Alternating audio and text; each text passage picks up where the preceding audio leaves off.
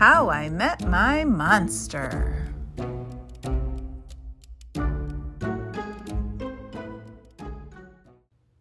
One night, when I reached under the bed for my truck, I found this note instead. From the office of Mr. Z. Monsters, meet here for final test. Z. Ha!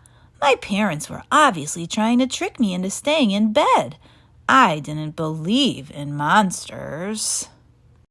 So I crumpled the paper, grabbed my truck, and zipped over to my garage. I heard some creaking and rumbling, but I wasn't scared. Our house always made noises at night. But then a voice under the bed scolded, "Stop that stomach rumbling! The child will hear you." Voices? Stomach rumbling? If this was part of my parents' trick, it was pretty cool. I peered into the inky blackness. 5 pairs of eyes blinked back. "See, now he knows we're here," the voice sighed. "One of you has broken monster rule number 1. Maintain the element of surprise."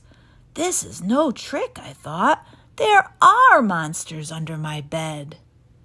A long-necked yellow monster slid out, followed by 4 little monsters. "Rule number 2, the yellow one instructed. Never block the bed. All of you, scoot over." Hey, I realized, that one must be their teacher. I sat up straight, mesmerized by the monster parade shuffling across my bedroom. "That's better," the teacher monster said. "Access to the bed is clear. Now who knows rule number 3? The purple monster teetered on his tiptoes and gurgled. "Get the child into bed?" "That's correct, Genghis. And how would you do that?" "Well, Mr. Z, I would roar my scariest roar." "All right, give it a go." Genghis took a deep breath, opened his mouth, and let out a tiny blurp. Stomach rumbling would have a better chance of getting me into bed than that funny little noise, I laughed.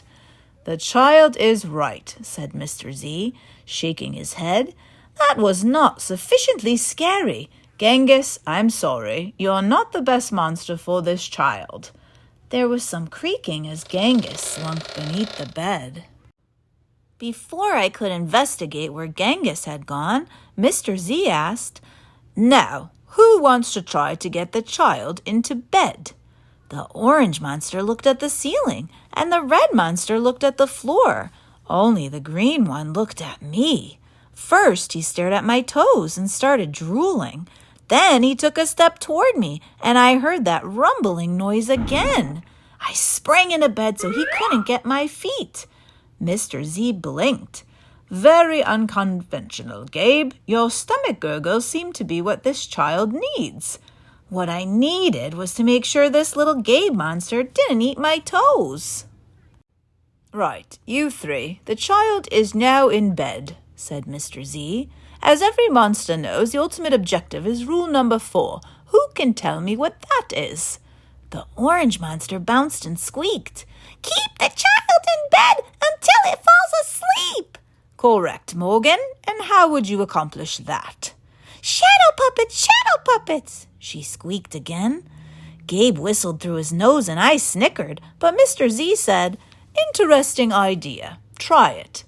Morgan hopped onto my night table and flailed her arms near my lamp. Silly shadows blobbed onto the wall, and a cloud of fluffy fur tickled my nose. Achoo! "Morgan, stop at once," Mr. Z ordered. "You're supposed to scare him, not make him sneeze. I'm sorry, but you're not a match either." Morgan's arms flapped to her sides, and she scuttled under my bed. There was some more creaking, and Morgan was gone. After all that sneezing, I really needed a tissue. Suddenly, a huge shadow of uncut claws loomed across my room. Awesome, I thought, and kind of scary. I froze in place. "Powerful performance, Gabe," said Mr. Z. "But do either of you see a problem?" "Oh, I know," chirped the red monster. "The child is out of bed again." "Correct, Abigail," Mr. Z continued. "And one of you must get him back in. let's revisit rule number 1. Maintain the element of surprise. All at once, poof, the monsters vanished. Then I heard more rumbling. Were they hiding in my closet making noises to scare me? Ha! No, it was only my stomach grumbling. All this excitement was making me hungry. I tiptoed past the closet and peeked out the door. So far, so good. No monsters. Then I stepped over the squeaky stair and sneaked down to the kitchen. As I reached into the pantry, I heard some chattering behind me. I sure hoped it wasn't that toe-loving Gabe. I yanked open the fridge. Ha! It wasn't Gabe. It was just the red monster shivering on the shelf. Found you, I laughed. Nice try, Abigail, said Mr. Z. But this isn't working. You're not the right monster for this child. But Mr. Z, she whined, it's not my fault he's not scared of me. I'm sorry, Abigail. Let's go. Abigail clomped behind Mr. Z. When I heard the creaking, I knew she was gone. I grabbed some crackers and headed upstairs, wondering if Gabe was gone too. I munched all the way down the hall, then went into the bathroom to brush my teeth again. When I opened the door a minute later, Gabe was definitely not gone. He was right there, and he was huge. I charged into my room and slammed the door. When I leaped into bed, I knew my toes were safe. Phew! I was surprised to hear breathing under my bed, ragged breathing, and stomach rumbling. Hey, kid, Gabe growled. Good to see ya. I pulled my covers up tight. Now, if you don't mind, I'd like to start the evening with an ominous puddle of drool. I peeked over the edge of the bed. Green ooze spread soundlessly from underneath. Then the bed quivered as Gabe unfurled his spiked tail. Well, this looks quite promising, Mr. Z noted. When I heard some more creaking, I knew Mr. Z was gone. I was alone with Gabe. Gabe loomed over my bed and began sharpening his uncut claws on my bedpost. How'd you get so big? I gasped. Rule number 5, my friend, he explained. People food makes monsters grow. So, thanks for the crackers. Got any toes I can munch? I scrunched my feet so Gabe couldn't get them. This was way better than playing with trucks.